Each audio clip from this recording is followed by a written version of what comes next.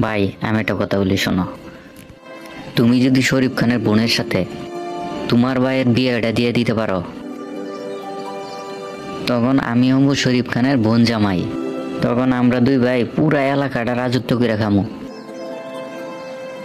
আর ওই সময় যদি আমরা ক্রাইম করি, আর ওই সময় শরীফ খান না পারবো সইতে, না পারবো কইতে, কারণ ওই সময় শরীফ খানের বোন থাকবে আমগর ঘরের বউ।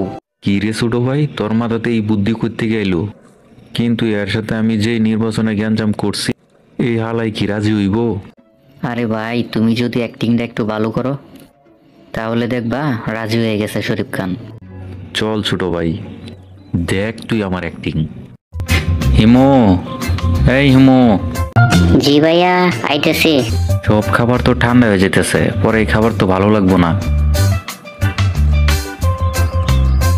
আয় আমরা সবাই একসাথে খাবার খাই। কি ভাই ডাকছো তুমি? ভাইয়া আমার এগুলা দিয়ে খাইতে মন চাইতেছে না।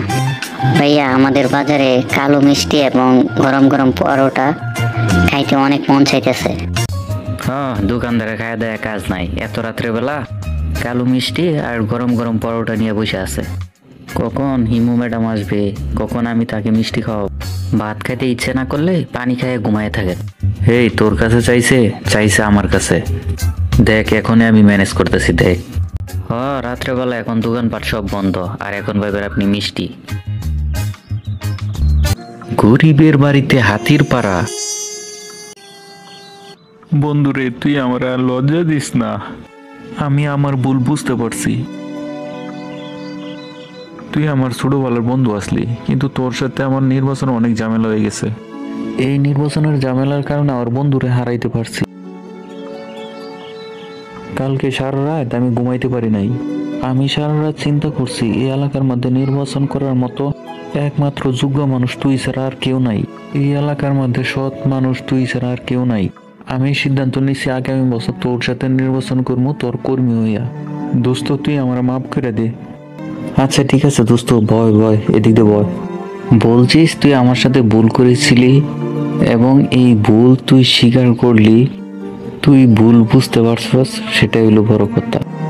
আচ্ছা ঠিক আছে, আমি তোরে মাফ করে দিলাম। আয় বন্ধু, এখন আমার বুকে আয় তুই। না না বন্ধু, আমি তোর বুকে যাইতে পারবো না। আমার আগে নিশ্চিত হইতে হবে তুই আমারে মন থেকে মাফ করে দিছস। আমি একটা প্রস্তাব নিয়ে আইছি, এই প্রস্তাবে তোর কোনো যদি আপত্তি না থাকে তাহলে বুঝবো আমি তুই আমার মন থেকে মাফ করে দিছস। আচ্ছা ক, তুই কি প্রস্তাব নিয়ে আইছস? বন্ধু আমি একটা আত্মীয়তার প্রস্তাব নিয়ে আসছি। এই মনে কর তোর বোনের বিয়ে আমার ভাইয়ের সাথে যদি হয়ে যায়,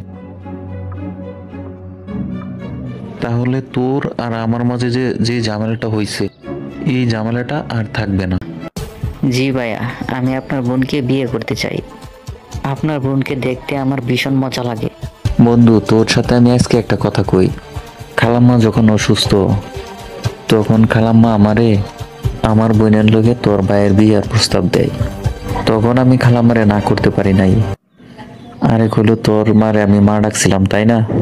এরপর খালাম্মা যখন মারা গেল, ওই সময় পরে থেকে তোর সাথে রাজনীতির ঝামেলা লাগিয়াই আছে। কিন্তু আজকে যখন তুই আবার প্রস্তাব নিয়ে আসছিস, তখন আমি রাজি।